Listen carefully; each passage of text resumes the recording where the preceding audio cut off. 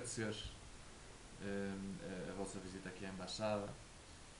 Eu sou o Rui Gomes, sou conselheiro económico e comercial da Embaixada e vejo a relação económica e comercial entre Portugal e o México em termos de relacionamento entre Portugal e o México, apesar de estar aquém do que nós gostaríamos, tem tido um crescimento muito importante e as empresas portuguesas estão cada vez mais a investir no México. Temos uma grande empresa que é a Mota-Engil, que está a fazer vários investimentos a nível da infraestrutura, construção de autoestradas, estradas.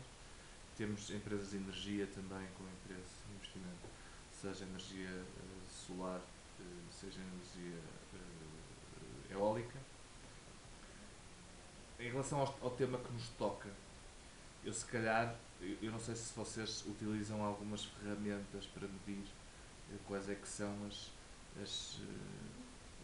as características dos países ou as características culturais na altura de fazer negócios ou de negociar. Uma ferramenta que eu uso muito e que me parece que é bastante assertiva é uma ferramenta desenvolvida por Gert Hofstede. Gert Hofstede creio que era holandês, Sim. é holandês, e fez um trabalho nos anos 80 na IBM, no qual avaliou nos trabalhadores da IBM quais eram as características que os motivava e que caracterizavam a sociedade do país em questão. Então ele definiu, aliás eu estava aqui a ver a página dele, ele definiu 5 dimensões que ajudam a definir ou ajudam a ver quais é que são as características e como levar uma negociação. A primeira foi a distância ao poder, ou seja, aí avalia qual é a hierarquia da sociedade e avalia se há delegação de poder para tomar decisões ou se quem toma decisões é só o topo da organização.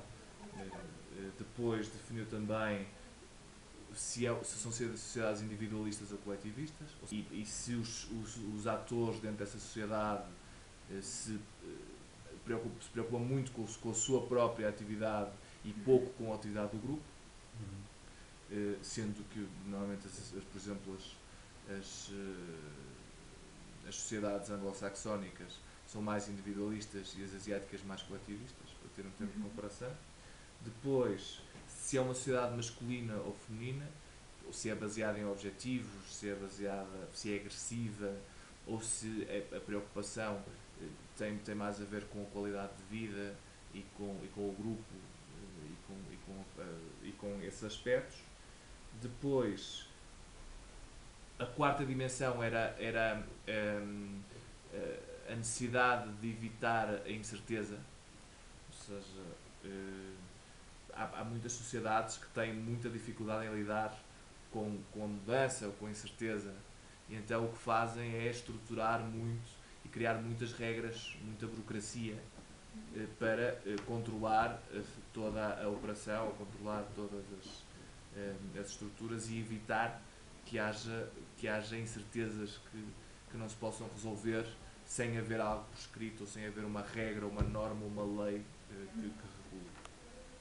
E o último tema que ele fez e avaliou em alguns países, não em todos, era a orientação a longo prazo. Portanto, a capacidade de pensar no imediato e tomar ações para o imediato ou gerar uma estratégia que terá frutos daqui a 20 anos ou daqui a 30 anos e, portanto, criar uma estratégia continuada que permita chegar a objetivos em longo prazo. Okay? Então, se nós compararmos o México e o compararmos com Portugal, vamos perceber que nestes indicadores, ou seja, nestes indicadores culturais, de interculturalidade, há uma semelhança, uma proximidade muito grande entre o México e Portugal. De qualquer forma, Em termos de distância ao poder, os dois países são muito semelhantes, ou seja, há uma grande distância ao poder, ou seja, as decisões são tomadas muito acima das nossas organizações. Ou seja, mais abaixo, na parte operacional, quer em México, quer no México, quer em Portugal, as pessoas não têm capacidade de decisão. Têm sempre que fazer uma verticalização da decisão, ou seja, ir sempre perguntar ou pôr à consideração do diretor-geral para decidir. Em termos de individualismo, se repararem, o México apresenta um valor de 30, ou seja, é uma sociedade bastante coletivista, e Portugal tem 27, portanto estamos muito próximos neste rubro também. A grande diferença que há é em termos de masculinidade. Ou seja, o México é uma sociedade muito masculina, na qual se preocupa muito com a própria, o eu, né? E é uma sociedade agressiva, é uma sociedade que bebe muito da influência dos Estados Unidos, em que a preocupação com os resultados, a preocupação com obter resultados para o individual e não preocupar-se tanto com a qualidade de vida como os portugueses, que nesta classificação têm 69. Em termos de evitar a incerteza, vocês, como vivem no México e sabem que existe muita regulação, existe muita dificuldade. Aliás, o México tem 82 de 0 a 100. Perdão, tem 82 nessa classificação. A classificação não é 0 a 100. E Portugal tem 104. Ou seja, nós ainda somos mais exigentes em termos de regulação, ainda temos maior dificuldade em lidar com a incerteza. Não há classificação em termos de Hofstede. Hofstede não fez o estudo em termos de orientação de longo prazo para o México, mas para Portugal fez, e nós temos as nossas ações são principalmente de curto prazo. Portanto, tudo isto para dizer o quê? Para dizer que Portugal e o México são muito semelhantes em termos de características culturais que obviamente influenciam muito a forma de fazer negócios. E uma pergunta que eu tenho é o que, por exemplo, qual deve ser o comportamento de um mexicano na hora de negociar com um português? Ok. Havendo esta proximidade cultural, a nossa forma de negociar é uma forma de negociar bastante próxima à forma de negociar os mexicanos. Ou seja, nós temos, primeiro, por exemplo, o idioma. O espanhol falado no México é muito mais entendível, muito mais perceptível que o espanhol dos espanhóis de Espanha, ou mesmo de outras regiões da América Latina. E, portanto, uma reunião entre o português e o mexicano, muito provavelmente far-se em portunhol. Ou seja, tanto há o esforço da parte do mexicano em falar devagar para o português entender, como também há o esforço do português de tentar falar em espanhol para se fazer entender. Mais do que falarem os dois em inglês, que seria uma alternativa lógica, mesmo os portugueses preferem que haja uma tentativa de aproximação e até se senta melhor se ao receber ou ao visitar tentam falar no idioma. A nossa relação também é uma relação, nos negócios também é uma relação pessoal. Ou seja, é difícil, tanto em Portugal como no México, fazer negócios à distância. Porque a comunicação verbal, a presença pessoal, a amizade, enfim, cria-se um vínculo que ajuda aos negócios. E o preço ou as condições, obviamente, são importantes, mas como há uma relação pessoal, muitas vezes há maior resistência a haver esta mudança só pelo valor monetário, só pelo impacto financeiro que tem. Ou seja, um produto pode ser inclusivamente mais caro, mas pela relação pessoal que se tem de há muitos anos e pela confiança, porque é uma coisa importante. E, portanto, esse custo de experiência muitas empresas não estão dispostas. Portanto, aqui a confiança é importante e é importante não prometer coisas que não se podem cumprir. A dificuldade em dizer sim, em dizer não, também é uma semelhança nas duas culturas. Os mexicanos e os portugueses, os dois têm muita dificuldade em dizer que não. E em termos protocolares, né? Por exemplo, em alguns países, por exemplo, quando dois grupos de negociação se encontram, é comum haver por exemplo, uma troca de presentes, mas em alguns países isso é mal visto. Os portugueses veem mal? Não, pelo contrário. Nós temos vários instrumentos de negociação. Em todas as visitas houve troca de presentes. Ou seja, faziam questão de trazer algo típico do país e a própria secretaria também oferecia as próprias entidades mexicanas ofereciam também algo típico do país. Portanto, não é, pelo contrário, é bem visto, sempre e quando se tenha o devido cuidado de que isso não seja, ou seja, que seja algo de cortesia, não seja algo para influenciar a negociação. Ou seja, tendo esse aspecto, e normalmente a troca de presentes faz-se no final da reunião e não no início. E o que seria inaceitável em uma negociação? Que tipo de comportamento? Eu não vejo que haja... Tanto o México como Portugal são países latinos e, portanto, há uma preocupação muito grande pela forma da reunião, pela educação da reunião. Não há... como é que é dizer? Não há... Porque em alguns países, por exemplo, é mal visto o contato físico, abraçar, isso não, visto, pelo contrário. Muito parecidos. Ou seja, aí não há grandes dificuldades.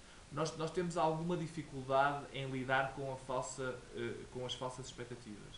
Ou seja, tal como somos um povo que tem, um país que tem alguma dificuldade em dizer que não, também temos alguma dificuldade em lidar com a incerteza, ou seja, preferimos que o nosso interlocutor nos diga não estou interessado, ou não, isto não se pode fazer, é que nos diga sim, vamos ver e tal, e depois a seguir não tenhamos resultado.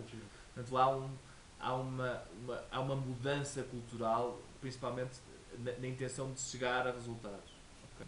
Também há o hábito de fazer reuniões às refeições, ou seja, que é muito semelhante ao México.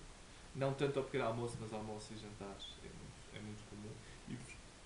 E fechar negócios nas refeições. Também há muito essa cultura também. Muito do Brasil também. Que do Brasil também, ou seja, dos países latinos. Todos os latinos têm muito essa... Até porque num jantar é muito mais fácil de criar uma relação pessoal que depois possa gerar negócio. Ou seja, os negócios obviamente têm o caráter económico e têm o caráter de oportunidade para as duas partes, mas também têm o caráter da relação pessoal. Ou seja, volto a frisar, a relação pessoal, como no México, como no Brasil, em Portugal também é muito importante. E sendo muito importante, acaba por ter... por gerar muitas atividades paralelas, não só à reunião. Se for, por exemplo, uma reunião em Inglaterra, a reunião pode durar 15 minutos e vais ao assunto e acabou. Ou seja, não se pergunta, normalmente nas reuniões, a pergunta invariável é sobre o futebol e sobre o Cristiano Ronaldo e sobre os vinhos do Porto e sobre a cortiça, enfim, e sobre o fado e no México sobre outros assuntos, não é? sobre o Cantinflas ou sobre outros da cultura mexicana, dos aztecas, das pirâmides, enfim. Há uma série inclusive de futebol, há uma série de envolvência nas reuniões que não tem a ver com o objeto próprio da reunião, mas há uma necessidade de quebrar o gelo, de criar essa empatia e de gerar a relação pessoal. Eu só queria complementar o que nós estivemos a conversar, exatamente porque, primeiro, num país, Portugal e o México também são semelhantes em termos de conseguir as reuniões e de conseguir o primeiro contacto. É muito mais fácil que noutros países e requer muito menos tempo, ou seja, as pessoas estão mais disponíveis para ouvir e para poder, eventualmente, ver que oportunidades é que pode haver de negociação. E, normalmente, as pessoas, principalmente as primeiras reuniões, são muito formais, ou seja, os títulos, o facto de ser o licenciado ou engenheiro aqui no México ou o doutor em Portugal, é algo que é importante, principalmente no primeiro contacto. Depois pode haver, eventualmente, inclusivamente, uma relação por tu. Apesar de que no México é mais fácil de haver uma relação por tu, uma relação mais próxima, do que em Portugal. Em Portugal você continua-se a usar mais e utilizar os títulos continua a ser uma regra. As pessoas normalmente vestem fato e gravata nas reuniões, portanto são reuniões formais, e as reuniões comerciais demoram mais ou menos entre uma hora e meia. Exatamente porque também há toda a parte de envolvência cultural antes e depois, portanto prolonga-se mais em termos de reunião efetiva, pode ser uma reunião de meia hora, mas eventualmente uma hora e meia com todos os outros temas que estejam associados. Por exemplo, no Canadá não se costuma muito marcar reuniões às sextas-feiras. Porque sextas-feiras eles terminam de trabalhar, os expedientes terminam mais cedo. Em Portugal, alguma data, assim, algum dia da semana que não seja bom para negociar? Não há muita essa preocupação. Talvez a sexta-feira à tarde, eventualmente, seja menos. Mas de qualquer forma conseguem-se marcar reuniões nessas datas também. Não há essa inflexibilidade. E também não é das 9 às 5, ou seja, pode-se marcar uma reunião às 6, ou uma reunião às 13, ou seja, não há o controle e não há não é tão trabalho. rigoroso. Exatamente. O português também trabalha muitas horas. Não quer dizer que seja produtivo, ou que seja produtivo em todas essas horas, mas trabalha muitas horas e, portanto, há mais flexibilidade do horário para poder marcar essas reuniões. Okay. Está bem? Muito prazer e obrigado por terem vindo. Prazer. Prazer.